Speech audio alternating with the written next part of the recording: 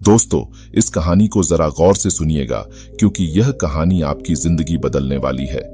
आजकल 12 से 25 साल के नौजवानों को इतनी चिंता हो रही है कि चिंता की वजह से उनका किसी भी काम में मन नहीं लग रहा। वो हमेशा परेशान ही रहते हैं। ना तो वो अंदर से खुश होते हैं और ना ही उनके अंदर कार्य करने की शक्ति है। फिर भला उन्हें कामयाबी कैसे मिलेगी? वो अपनी मंजिल तक कैसे पहुंचेंगे? एक समय की बात है, गौतम बुद्ध से उनके एक शिष्य ने एक बार पूछा कि हे महात्मा, क्या ऐसा संभव है जो मैं मेरे मन में सोचूं, वह सारी चीज अपने आप मुझे मिलना शुरू हो जाए? महात्मा बुद्ध बोले, ऐसा संभव तो है, लेकिन क्या इसके लिए तुम यह दो चीज कर पाओगे? शिष्य बुद्ध से बोला, क्या सच में ऐसा संभव होता है?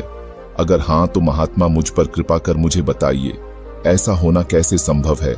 मैं इसके लिए कुछ भी करूंगा। बुद्ध शिष्य से बोले, तो सुनो, तुम अपने मन में जो चाहोगे वह तुम्हें मिलने लग जाएगा। इसका पहला उपाय यह है कि तुम्हें अपने मन को अपने नियंत्रण में लाना सीखना होगा। जब तुम्हारा मन पूरी तरह से तुम्हारे काबू में आएगा, तब उसी दिन तुम्हें अपनी मनचाही चीज मिलना शुरू होगी। शिष्य बुद्ध से बोला, लेकिन गुरुजी, मन को वश में कैसे लाया जाता है और इस समस्या का दूसरा उपाय क्या है?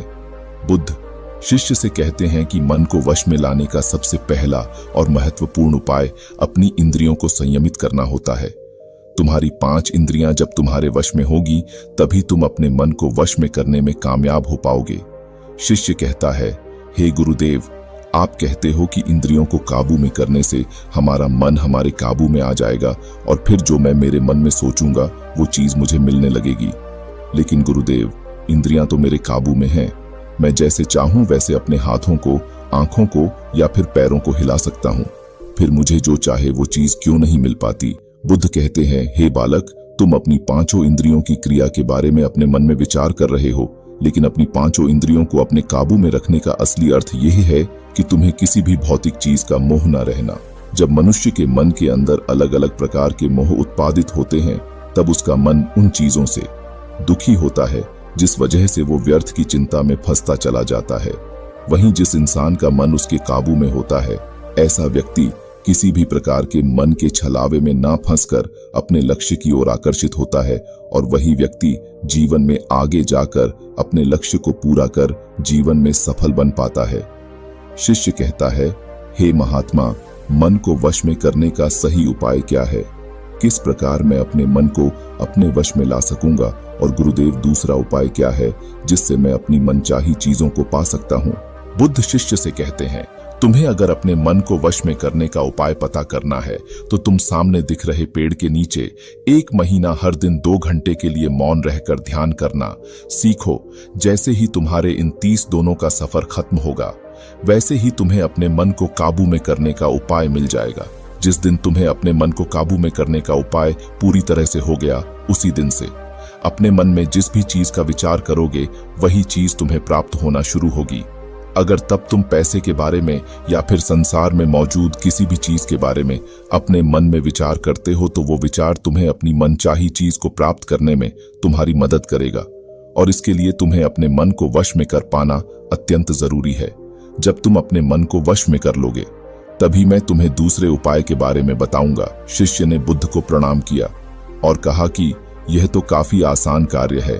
1 महीना ही तो क्या, मैं 1 साल तक 2 घंटे उस पेड़ के नीचे बैठ सकता हूं। कल से ही मैं ध्यान में बैठने के लिए तैयार हूं। बुद्ध शिष्य से बोले, ठीक है, तुम पहले 30 दिन उस पेड़ के नीचे मौन रहकर ध्यान करके दिखा दो, फिर हम आगे बात करेंगे। उस शिष्य को लगता है, गुरुदेव ने तो मुझे बहुत ही आसान कार्य सौंप दिया है, इसे तो मैं आसान पूर्वक कर सकता हूँ। इसमें कौन सी बड़ी बात है? 1 महीना पेड़ के नीचे ध्यान ही तो लगाना है, इसे मैं आसानी से कर सकता हूँ। शिष्य दूसरे दिन गौतम बुद्ध को प्रणाम कर उस पेड़ के नीचे मौन रूप से बैठ गया। 3-4 दिन तक ऐसे ही चलता रहा।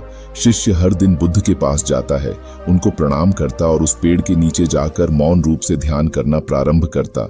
लेकिन जब 6ठे दिन रोज की तरह शिष्य उस पेड़ के नीचे बैठने गया, तब उस समय उसका मन बेकाबू होने लगता है। उसके मन में अलग अलग चीजों के विचार आना शुरू होते हैं। उसने अब तक जिस लोगों से बुरा बर्ताव किया, अपने साथ गुरुकुल में रह रहे भाइयों को उसने हर बार कैसे मूर्ख बनाया और अपनी तारीफ करने के लिए गुरुजी को कब कब झूठ बोला। इन सारी बातों के विचार उसके मन में उत्पादित होने लगे, जिससे उसका पूरी तरह ध्यान में मन लगना मुश्किल होने लगा। थोड़े दिन ही बीते, आज उसका 17वां दिन था, लेकिन उसके मन में बार बार आते हुए गलत विचार उसके ध्यान को ठीक से करने नहीं दे रहे थे। इसके लिए उसने मन में निर्णय किया, मैं इस समस्या का हाल गुरुदेव से पूछता हूं, उन्हें इसका हल जरूर पता होगा। 18वें दिन उसके मुंह पर आ रहे भाव देखकर बुद्ध पहले ही समझ चुके थे कि आज यह सिर्फ प्रणाम करने नहीं आया है, बल्कि किसी समस्या का हल पूछने आया है। शिष्य बुद्ध के पास जाता है और कहता है, हे महात्मा, आपके बताए अनुसार मैं हर रोज 17 दिनों से उसे पेड़ के नीचे ध्यान लगाने बैठ जाता हूँ। शुरुआती दिनों में मैं जब ध्यान लगाने बैठता था तब मेरा मन पूरी तरह लगता था, लेकिन अब उस पेड़ के नीचे जब मैं अपना ध्यान लगाने बैठ जाता हूँ तब मेरा ध्यान अच्छे से नहीं लग पाता। मेरे मन में अलग अलग प्रकार के विचार आते हैं। जो विचार मुझे आते हैं उनके बारे में सोचकर मुझे अपनी सोच के ऊपर गुस्सा आने लगता है। मैंने अपने गुरु भाइयों के साथ कितना गलत किया, कितनी ही बार मैंने आपसे प्रशंसा के खातिर झूठ बोला। ये सभी गलत विचार मुझे अंदर से दुखी करते हैं और मेरा ध्यान टूट जाता है। वही सोचने लगता हूं कि मैं कितना गलत था, जिसकी वजह से मेरा ध्यान पर मन लगना तो दूर, मैं ध्यान करते समय इन्हीं विचारों से जूझता रहता हूं। हे महात्मा, मुझ पर कृपा करें और मुझे इन गलत विचारों को अपने मन से पूरी तरह खत्म करने में सहायता कीजिए। बुद्ध शिष्य से कहते हैं, तुम्हें जब मैं पहले दिन मौन रहकर पेड़ के नीचे बैठने के लिए कहा था, अब तुम्हारे मन में किसी भी प्रकार के विचार नहीं आ रहे थे, लेकिन अब 18 दिन बीतने के बाद तुम्हारे मन में अपनी गलतियों के विचार उत्पादित हो चुके हैं, जिसका कारण एक ही है। जब तुम अपने गुरु भाइयों के साथ मस्ती करते थे और सबको अपनी तारीफ करने के लिए झूठी कहानी सुनाते थे, तब तुम शांत रह रहे अपने मन से बातें ना कर पाए।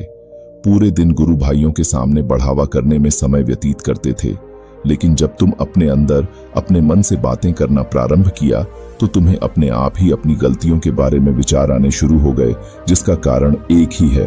व्यक्ति अपने आप से किसी भी सवाल को पूछता ही नहीं है। लोग शांत रहकर खुद से बात करना पसंद नहीं करते और दूसरों से अपनी समस्याओं का हाल पूछकर उदास होते हैं। जब इंसान अपनी किसी भी प्रकार की समस्या का हाल शांत रहकर अपने आप से पूछता है, तब उसी वक्त उस व्यक्ति की बुद्धि खुद ब खुद उसे समस्या को हल करने का रास्ता उस इंसान को बताना शुरू करती है। जब तुम अपने आप से बातें करना प्रारंभ करते हो, तब तुम्हें खुद की अच्छाइयां और बुराइयां दोनों दिखना शुरू होती है, जिसका फायदा तुम्हें भविष्य में होना शुरू होता है। यानी जब तुम्हें अपनी गलतियां दिखती है, तब तुम उन पर शांति से काम कर अपने आप ही आगे बढ़ना शुरू कर देते हो। क्यों? जिस वजह से तुम अपने मन में जिस भी चीज को सोचते हो, उस चीज को प्राप्त करने का रास्ता तुम्हारी बुद्धि तुम्हें दिखाना शुरू कर देती है। बुद्ध कहते हैं, इसलिए मैंने पहले ही दिन तुम्हें बताया था, जैसे जैसे तुम शांत रहकर अपने मन से विचार करना शुरू करोगे, वैसे वैसे तुम्हें अपनी मनचाही चीज मिलना प्रारंभ होगी। बोले, गुरुदेव, आपने मुझे दूसरा उपाय बताने का भी वादा किया था। मुझे लगता है वो उपाय इससे आसान होगा। कृपा कर मुझे दूसरा भी उपाय बताइए। बुद्ध शिष्य को बोले, मैं तुम्हें दूसरा उपाय तुम्हारे 30 दिन पूरे होते ही बता दूंगा। शिष्य बुद्ध को निराशा भरी नजरों से देखता है और वहां से चला जाता है। थोड़े दिन बीतने के बाद उस शिष्य के 30 दिन पूरे हो चुके थे। शिष्य बुद्ध के पास चला जाता है और बुद्ध से पूछता है, हे गुरुदेव, मुझे मेरा मन इतना हल्का क्यों लग रहा है? आज मेरे मन में पहले से कम विचार आते हैं और मेरे मन में किसी चीज को प्राप्त करने का मोह भी नहीं है। लेकिन गुरुदेव, दूसरा उपाय क्या था जिसे आपने उस दिन नहीं बताया? बुद्ध शिष्य से कहते हैं, दूसरा तो था ही नहीं, बस मैं तुम्हें इसलिए दूसरे उपाय के बारे में बताया था क्योंकि तुम ध्यान के इस 30 दिन में भटक न जाओ।